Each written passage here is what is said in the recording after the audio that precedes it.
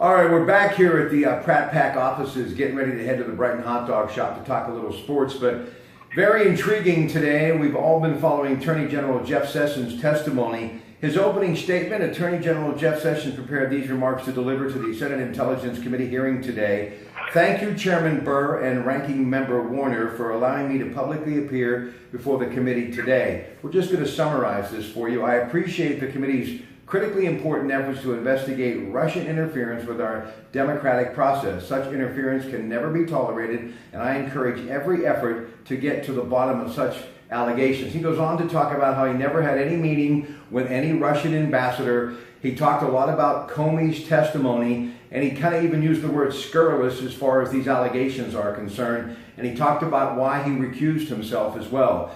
Ted Arnault has, well, folks, been in business for many years, and he has seen it from all aspects, as he has politics, something that is very interesting to him as well. And he joins us now on the Comcast Newsline. So what did you make of this testimony, this historic testimony of Attorney General Jeff Sessions? I thought he did a pretty good job, Ted.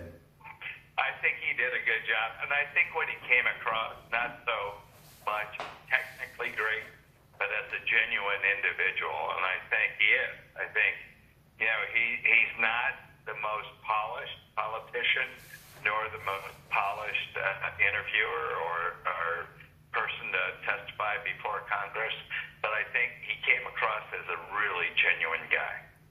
He said the scope of my recusal, however, does not and cannot interfere with the ability to oversee the Department of Justice, including the FBI, which has an $8 billion budget and over 35,000 employees. That's some heavy lifting. That's a big responsibility, Ted. Well, I think what he was saying is that his recusal and the issues with respect to him leaving and the Comey dismissal on the Russia deal is de minimis. It's not an important issue with respect to the entire FBI. That investigation has gone on independent from whether or not Comey was there or whether or not he recused himself. That inspection, that review, that everything has gone on whether or not he's there or Comey's there. Okay, now he said in this paragraph, let me share a lot of this today from CNN, and I highly suggest you go there or wherever your favorite sources to get news and take a look at some of the things that happened today if you weren't lucky enough to see it. And obviously, everybody's going to be looking back at it throughout the night and into tomorrow, and I'm sure they're going to have a lot of talk tonight on News Radio 1020, KDK about it, along with CBS Radio News at the top and bottom of the hour. The Attorney General. Now, let me address some issues directly, he said. I did not have any private meetings, nor I recall my conversations with any Russian officials at the Mayflower Hotel. I did not attend any meetings at that event. Prior to the speech, I attended a reception with my staff that included at least 24 people and President Trump.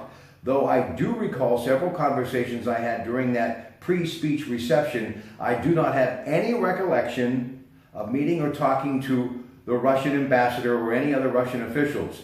If any brief interaction occurred in passing with the Russian ambassador during that reception, I do not remember it. After the speech, I was interviewed by the news media, which had gathered, as I remembered, in a different room, and then I left the hotel. That was one of the big issues that they were looking to see, whether or not he had a third meeting with the Russian ambassador, Ted. Yeah, and I think he was a little bit hesitant there. I would have preferred to see him be stronger on that issue. But he did a lot of I don't remember. And you know, this is a very bright guy, a very experienced guy. And if there's anything you have to question, why doesn't he remember? Okay, and then he says, I will finish with this.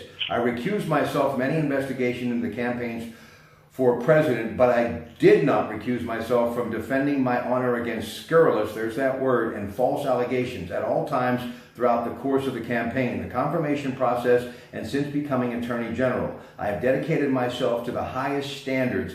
He goes on to say, importantly, as Attorney General, I have a responsibility to enforce the laws of this nation.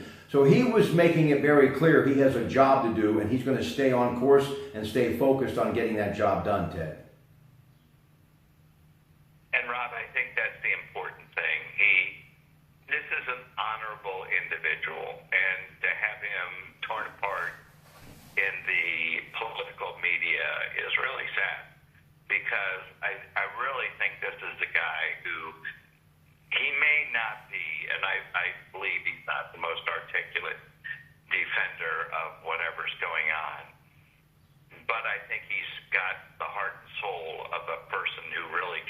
this country. And if politics weren't involved, that's where you would go first. But because politics are involved, it almost becomes secondary. Ted Arnaud, thank you so much. We'll come back shortly. We're going to talk the business of General Electric. And now, what's next with John Flannery set to take over and Jeffrey Email ready to step aside. Stay with us.